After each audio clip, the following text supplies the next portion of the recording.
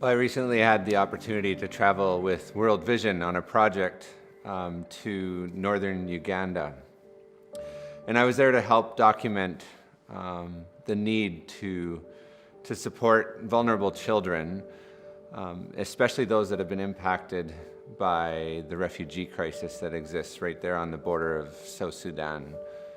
We had a chance to travel to this remote region and to just see the impact that this is having, and to see the situation that so many families and children find themselves in.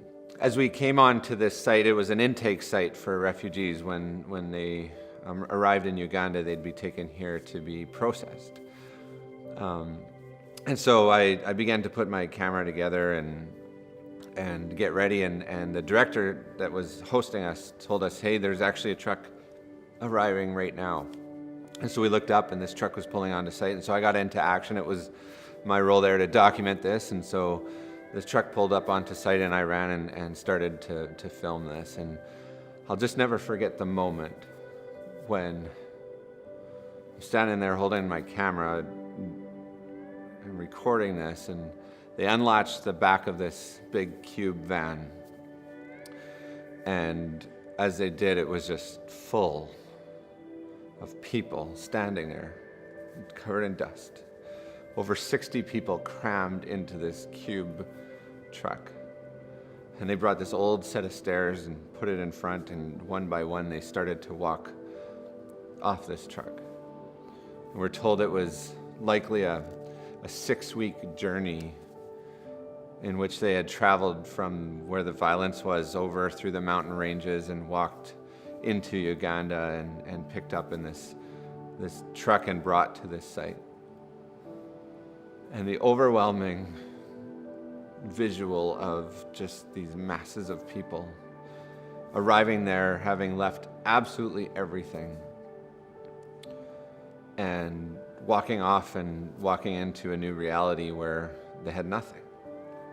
As we looked behind us, there was a fence line on this site, and it was lined with hundreds of people, all looking to see who was coming off that van, to see if it was their family members, their friends, their children, or their mothers that had made it there safely to join them.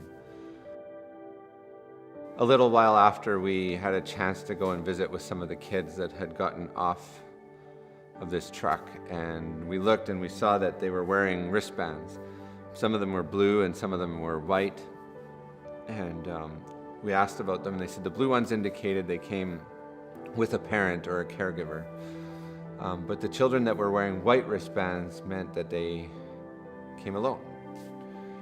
And we met this one little girl named Babua, who was wearing a white wristband, and she was wearing a tattered shirt that had Tinkerbell on it.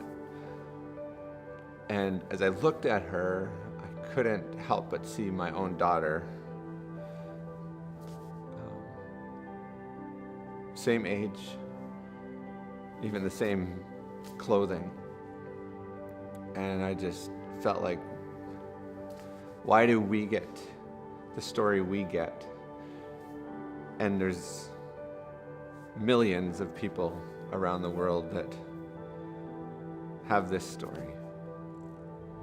And I still haven't resolved that question for myself, but as I left that experience, it left me feeling like I have an obligation in my life.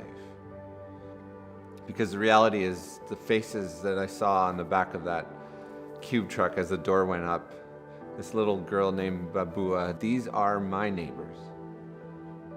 These are the needs that I encountered, and I feel obligated to that.